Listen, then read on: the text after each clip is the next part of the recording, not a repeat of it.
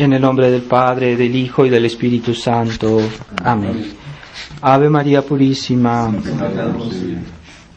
Estimados hermanos, estimados fieles, hoy es la fiesta de Navidad y estoy celebrando la tercera misa del día de Navidad, la misa de día. El Evangelio de esta misa nos habla sobre todo la divinidad de Jesucristo. Es el Evangelio que es considerado más importante en ese sentido y que se dice todos los días del año al final de la misa. Al final se recita porque es un recuerdo de lo que es Jesucristo como Dios. Y en nuestra época naturalista, en nuestra época que los hombres quieren juzgar a Dios y quieren ven en Jesucristo sobre todo un hombre, y que se ha naturalizado la religión católica con este Concilio Vaticano II.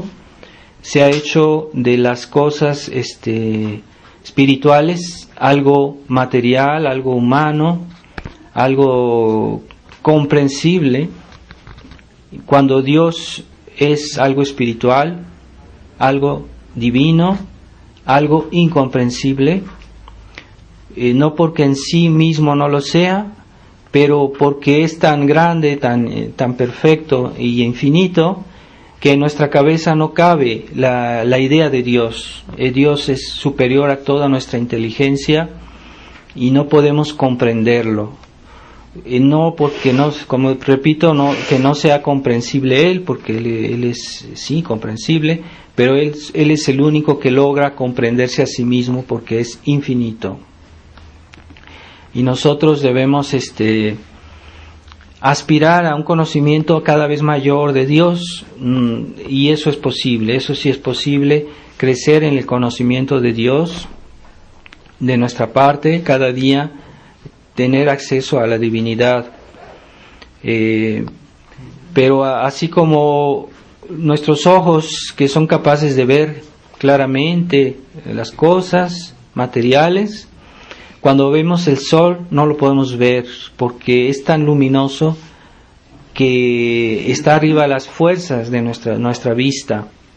Y no es que no sea visible, no es que sea oscuro, no, es todo lo contrario, pero es tan luminoso que la fuerza de nuestra vista no lo puede ver. Se necesitan aparatos muy especiales que hacen que utilizan los científicos y que pueden ver lo que es el sol o las particularidades que tiene, pero para nuestros ojos no somos capaces. Entonces hay que hacerse esa idea, comprender que cuando hablamos de Dios, pues comprendemos prácticamente nada de lo que es Dios. Sin embargo, Dios quiso hacerse comprensible de una manera muy maravillosa, haciéndose hombre, para que en su humanidad nosotros tuviéramos acceso a su divinidad. Así que en Jesucristo los hombres de su época solo veían su cuerpo, veían sus actos, pero no podían ver su divinidad. Y a nosotros nos puede pasar lo mismo, de solo ver su humanidad, que es una realidad, pero no es solo su humanidad. Y ahí está el secreto de nuestra vida cristiana. Ahí está el secreto de la vida cristiana.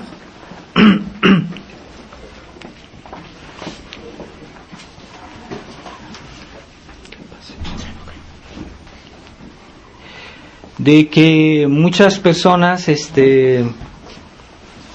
quieren comprender a Dios como si fuera algo natural, como si fuera algo humano, como si fuera las cosas que nosotros vemos en este mundo, y hay personas que cuando no entienden algo lo rechazan. Y ahí está el gran problema del orgullo humano, de que hay cosas que no entendemos de nuestra religión. No es porque no sean reales, sino porque es difícil explicarlas, porque es difícil comprenderlas, porque Dios es incomprensible, porque es infinito, es sumamente perfecto, y hay cosas que nosotros no logramos explicar de Él. ¿Por qué Dios hace esto? ¿Por qué Dios no hace aquello? A veces hay personas que se quejan de Dios como si Dios pudiera equivocarse. Es cierto que a veces no sabemos por qué Dios permite ciertas cosas que aunque Él no las hace, no las quiere, pero ¿por qué las permite? Ese puede ser preguntas, ¿verdad? Pero si uno tiene fe en su divinidad, en su perfección, en su bondad infinita, uno no puede cuestionar lo que Dios hace. Y eso es lo que debemos aferrarnos a esa verdad de la bondad de Dios, la grandeza y la perfección de Dios. Sabemos que es así, y entonces eso ahí tenemos la solución a muchos problemas, a muchas dudas, y debemos tenerle confianza en nuestro Señor. Entonces es así como un niño que le tiene plena confianza a su papá, un niño chiquito, un niño pequeño, y hace todo lo que dice su papá porque él sabe que su papá lo quiere y que no le va a hacer daño, y que todo lo que le diga es para su bien. Es muy razonable que el niño lo obedezca, que el niño escuche. Entonces, nosotros somos niños con relación a Dios, y menos que eso. Entonces, hay que tener ese espíritu de fe en Dios, pero no solo en Dios, sino en lo que Dios hace, en lo que Dios ha querido, en lo que Dios ha hecho en la historia por medio de sus intermediarios, ¿verdad? El gran mediador es Jesucristo, claro está, pero también hay otros grandes santos como la Virgen María, San José, los grandes santos de la historia, y sobre todo la obra principal de nuestro Señor, que es la Iglesia católica. Entonces, el protestantismo tiende a negar la Iglesia, no quiere aceptar la Iglesia. Y el protestante es una persona que pretende acceder directamente a Dios, que no quiere intermediarios. Dice, yo puedo hablar con Dios, yo puedo confesarme con Dios, yo no necesito un sacerdote que me confiese, yo no necesito los sacramentos, yo no necesito la Santa Misa, yo directamente me arreglo con Dios. Eso es una actitud de soberbia. Y así como el hombre en tiempo de Adán en el paraíso, él sí tenía acceso directo a Dios, porque Dios es bueno y porque Dios lo que le mostró su bondad de esa manera, y lo que hizo Adán fue un pecado de orgullo. Al separarse, al desobedecer a Dios, entonces Dios impuso al hombre, por ese pecado de orgullo, tenerse que someter a otros hombres para ir a Dios, para que el hombre se humille, para que el hombre acepte ese yugo para obedecer a Dios. Entonces, esa es la nueva condición del hombre después del pecado original, y Dios quiso que vayamos a Él por intermediarios, para que el hombre se humille su soberbia y tenga que aceptar la obediencia, tenga que aceptar superiores, que tenga que aceptar mediadores. Él que no quiso obedecer a Dios cuando Dios se manifestó directamente en la persona de Adán. Entonces, el orgullo humano que quiere suprimir la mediación es un pecado, y es el pecado del protestantismo, es el pecado del humanismo, que quiere que el hombre por sí mismo, por sus propias fuerzas, su inteligencia, pueda lograr su felicidad, pueda lograr su salvación, y sin necesidad de mediación, la mediación de la Iglesia católica. Entonces, Hoy se cuestiona la Iglesia y es cuestionada por los mismos pastores, por el mismo Papa, por el Papa Francisco, que ha insistido tantas veces que no es necesario que los protestantes se conviertan, que no es necesario, que no hay que tratar de convertirlos. Entonces, ¿qué? ¿Se van a salvar ellos por sus propias fuerzas? ¿Por sus propios medios? Bueno, esa es la teoría protestante. Es una herejía. Eso está contra la verdad, contra toda verdad de la Iglesia. Entonces el Papa no puede ir contra el precepto de nuestro Señor, que dijo a los apóstoles, eso está en el Evangelio, ir a enseñar a todas las naciones el Evangelio, el que crea se salvará y el que no crea se condenará. O sea que es una exigencia tan grande de Dios que aquellos que la nieguen se condenarán. Así que necesitamos de Dios y de sus mediadores, ¿verdad? De los medios que Dios nos ha impuesto, porque Él es Dios y puede hacerlo, y si Él quiere imponérnoslos, pues lo puede hacer, y lo ha hecho, y debemos someternos a ese precepto de Dios, ¿verdad? Entonces, la Santa Iglesia nos da los medios para salvarnos, ciertamente los sacramentos, la Santa Misa, la comunión, pero también hay los mandamientos, también hay la vida de oración, todo eso forma de la vida cristiana. Y todo eso la Iglesia siempre lo ha pedido a todos los católicos de toda la historia.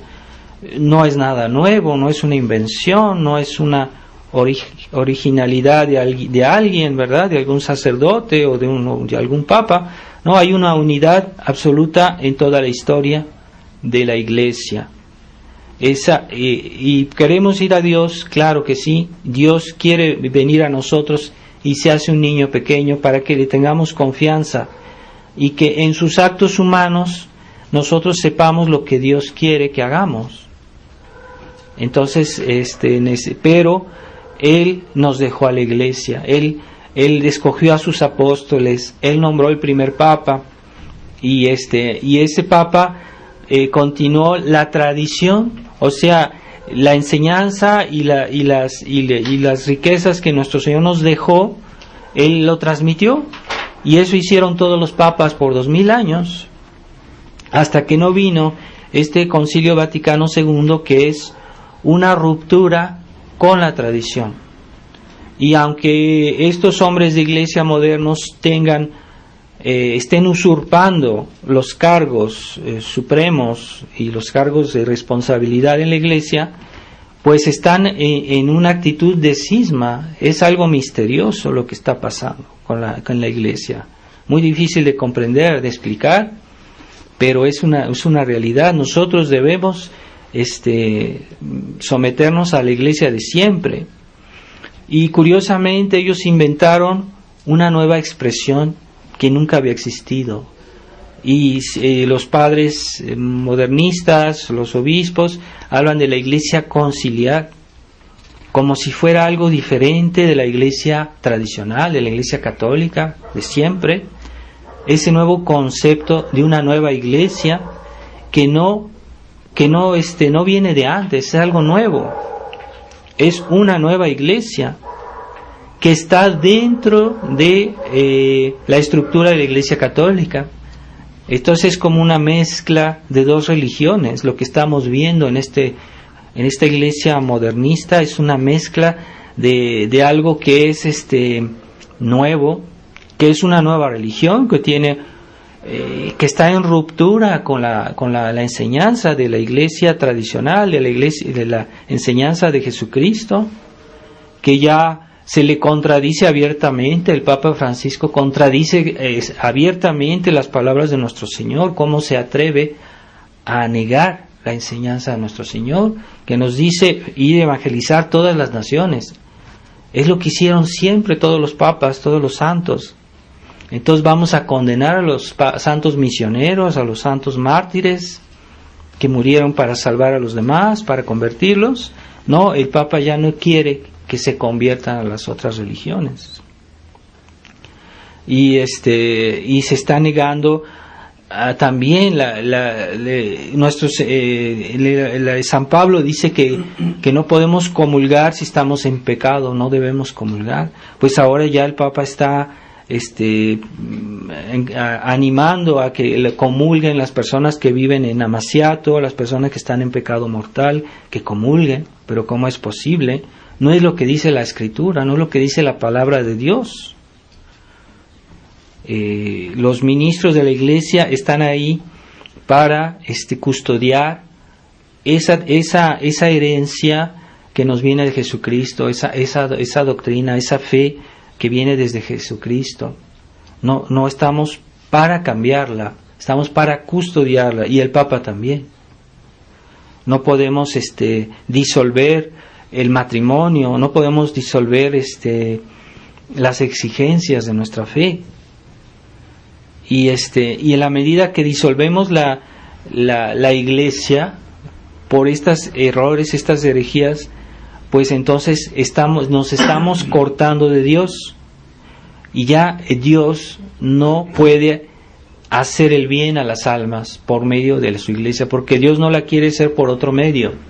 Jesucristo no quiere hacernos bien, Jesucristo no quiere salvar a la humanidad, no quiere salvarnos a todos y a cada uno, que por medio de la Iglesia. No hay otra vía, no hay otro camino, no hay otra opción.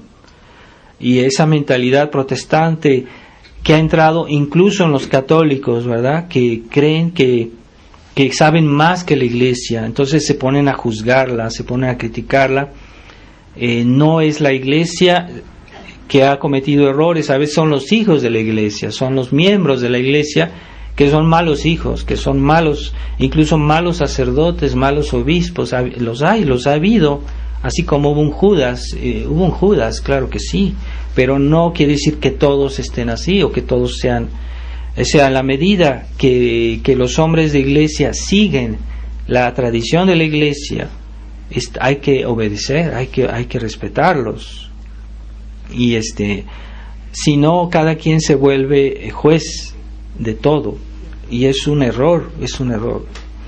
Entonces, lo que sí podemos todos y cada uno de los católicos es referirnos a lo que siempre se ha creído, a lo que siempre se ha enseñado, a lo que siempre la Iglesia ha creído, y eso sí, porque si alguien me dice lo contrario, yo puedo decir, no, eso no es lo que la Iglesia ha enseñado, eso no está en el catecismo, en el buen catecismo anteconciliar, no en los catecismos conciliares, que están ya alterados. Incluso las Biblias conciliares están alteradas, están modificadas para hacer ecumenismo con los protestantes. Les han quitado partes a los textos bíblicos para están alterando la palabra de Dios para quedar bien con las falsas religiones, con el los errores modernistas. Entonces, es un drama tremendo lo que estamos viviendo. Y la situación mundial, política, económica, a veces es un reflejo de lo que está pasando dentro de la Iglesia, porque sí, cuando la Iglesia estaba bien, incluso a otros niveles o incluso en otras religiones, había un efecto, una cierta inercia que la Iglesia creaba en el mundo, que era como una barrera para que no se desencadenaran tantos males. Pero hoy que la Iglesia católica está como oscurecida, como neutralizada, entonces ya los hijos del mal, los hijos del demonio, pueden hacer todo lo que quieran. Ya no encuentran barreras, ya no encuentran un papa que diga esto no está bien, que no lo diga fuertemente. O sea, ya es una cosa tremenda lo que estamos viviendo, y que nos obliga a nosotros, los tradicionalistas, que pretendemos ser tradicionalistas, a ser mejores, a rezar más, a pedir por todas esas almas extraviadas, a pedir incluso por los hombres de Iglesia, para que Dios les dé la gracia de comprender, de convertirse, porque sí, realmente es una verdadera conversión lo que se debe operar en los hombres de la iglesia. Hay algunos que según eso son tradicionales, pero simplemente son conservadores, porque alguna declaración positiva pueden hacer tal vez, pero aceptan el concilio, aceptan la nueva misa, entonces son modernistas. Lo que sí pueden ser un poco conservadores, pero no es lo mismo, no son obispos o sacerdotes tradicionales, no lo son conservadores. Entonces mucha gente cae en ese engaño diciendo, porque tal obispo de tal lugar está en contra de algo que está mal. Qué bueno, nos alegramos de eso, pero no quiere decir que él es un tradicionalista. No nos engañemos, hay mucha gente ilusa. Y eso se da también en la tradición. Hay personas que tal vez por el gran deseo que tienen, que el mundo se cambie, que se arreglen las cosas, creen a cualquier ruido, a cualquier rumor. Y no, hay que ser muy desconfiados, porque realmente hoy el mundo está bajo el control del maligno. Debemos ser muy desconfiados en todo nivel, no solo a nivel religioso, a nivel político, a nivel económico, en todos debemos informarnos bien qué es nuestra religión, para que no nos hagan algún engaño, alguna trampa. Este mundo no hay que creer que este mundo es ingenuo. Este mundo está muy avanzado, y el mal ha prosperado de una manera excesiva. Entonces hay tradicionalistas que incluso llegan a creer que Roma está bien intencionada, que el Papa Francisco está bien intencionado, que hay que acercarse a esa Roma que está tomada por nuestros enemigos. La sede de Pedro está ocupada por aquellos que en otros tiempos eran perseguidos, eran castigados, eran excomulgados. Por ejemplo, el Papa Pío XII. Entonces, son ellos los que ahora están ocupando, están usurpando los altos cargos de la iglesia. ¿Qué vamos a hacer? Es algo impresionante. Entonces, no hay que hacernos ilusiones demasiado rápidas y decir, sí, hay que acordarse con ellos, hay que tratar de convertirlos por dentro, que es una fantasía, una ilusión. No se puede convertir por dentro. Yo no puedo entrar al Partido Comunista para convertir a los comunistas. Es una táctica completamente absurda. Y hoy la iglesia está tomada por incluso la masonería. No podemos, no debemos salir de la iglesia. No somos cismáticos. Reconocemos al Papa, pero no podemos obedecerlo. No podemos colaborar con este clero modernista que esté mal o bien intencionado, porque puede ser que haya algún sacerdote que está en la ignorancia y que está tal vez bien intencionado, pero no podemos colaborar con él, porque ellos tienen otros principios, tienen otras ideas.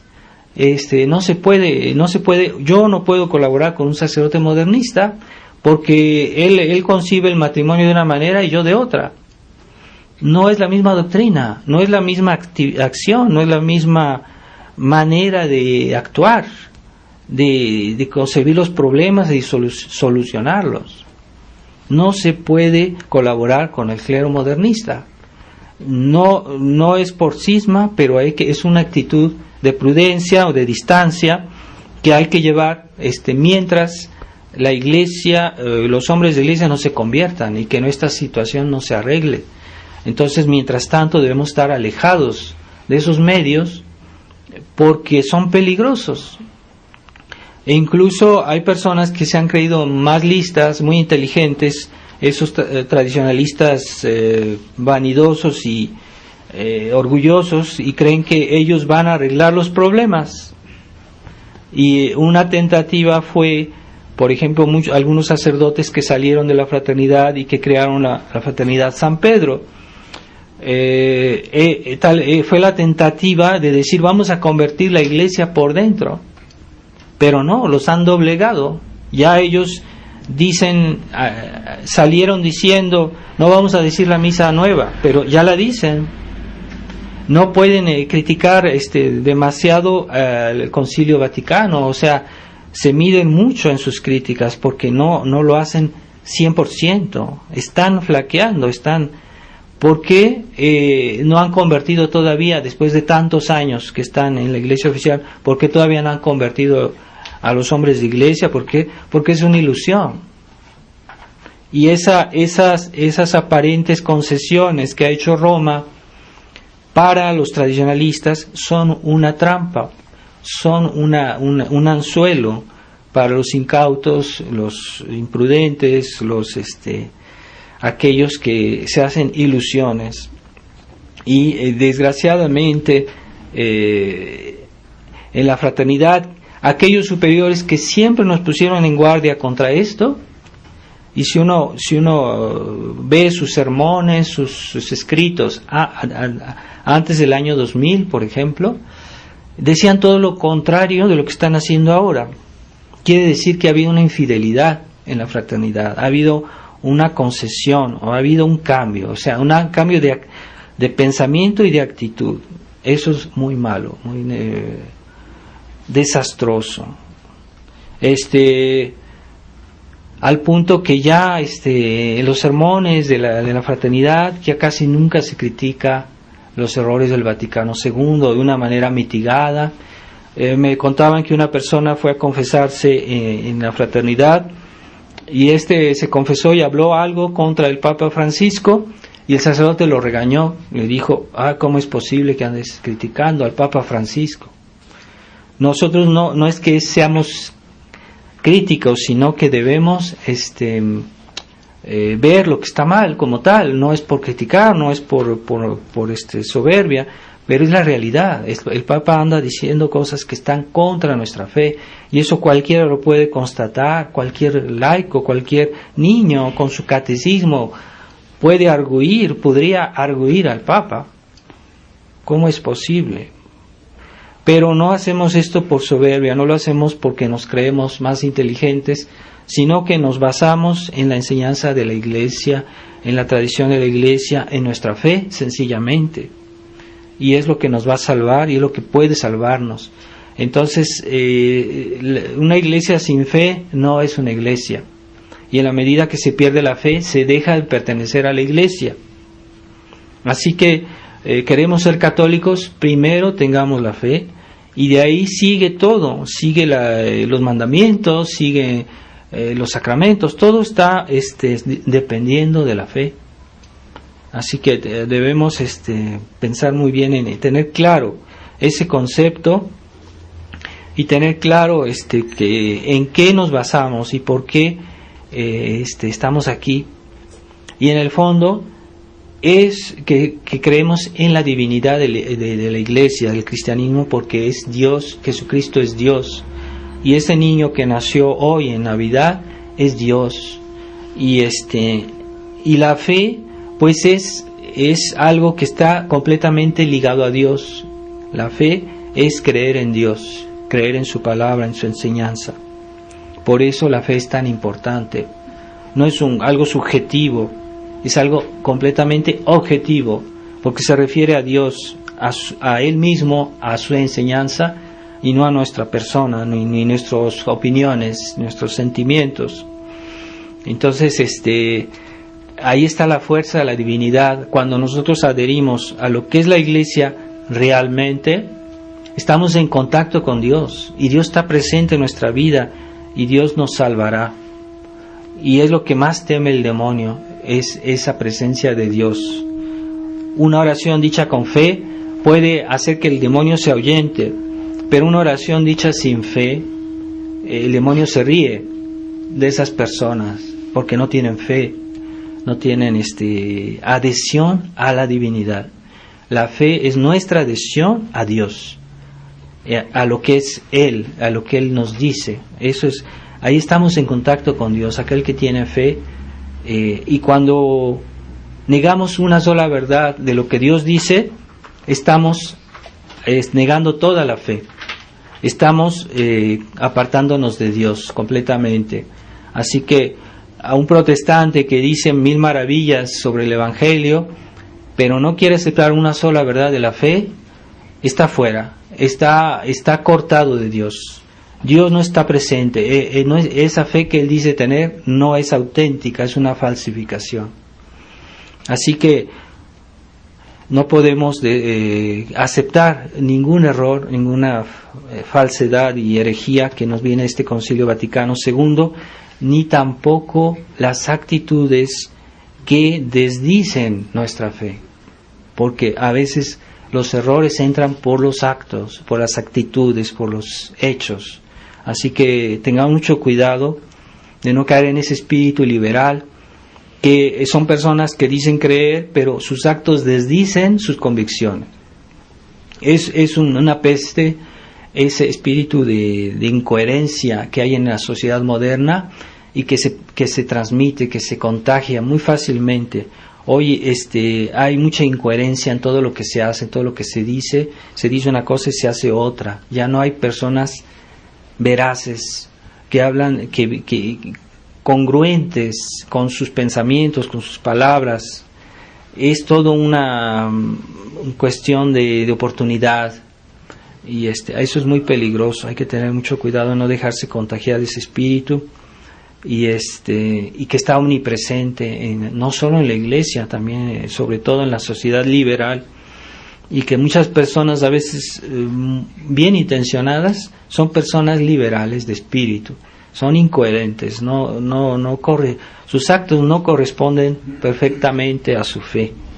Así que vamos a pedirle a aquellos que tuvieron contacto con Jesucristo y entonces con su divinidad, en esa noche de Navidad, San José, la Virgen María, que nos den ese espíritu de fe, de humildad, porque ¿cuáles son los santos más humildes? Pues aquellos que fueron los más grandes: la Virgen María, San José, San Juan Bautista. San Juan Bautista nomás estaba esperando la oportunidad para esconderse, para que ya una vez que vino Jesucristo, es decir, bueno, Él es, yo no soy nada, o sea, y lo hizo. O sea, era un santo humilde, escondido, pero por eso brilló de santidad.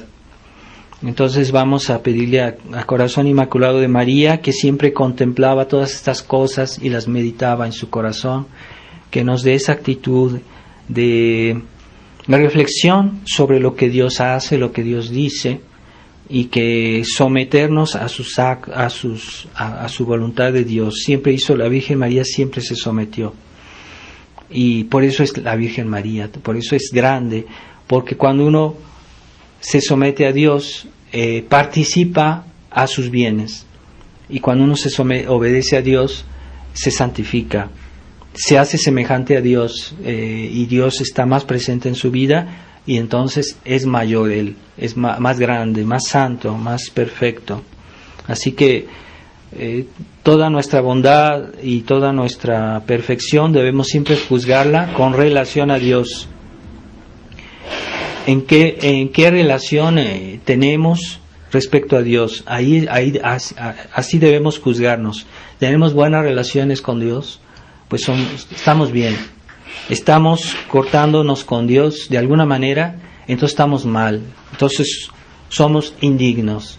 Pero si estamos con Dios, somos dignos. Esa es la fuente de la verdadera dignidad, que hoy se habla de dignidad humana sin Dios. Pero sin Dios no hay dignidad, no hay derechos, no hay recompensa en la otra vida.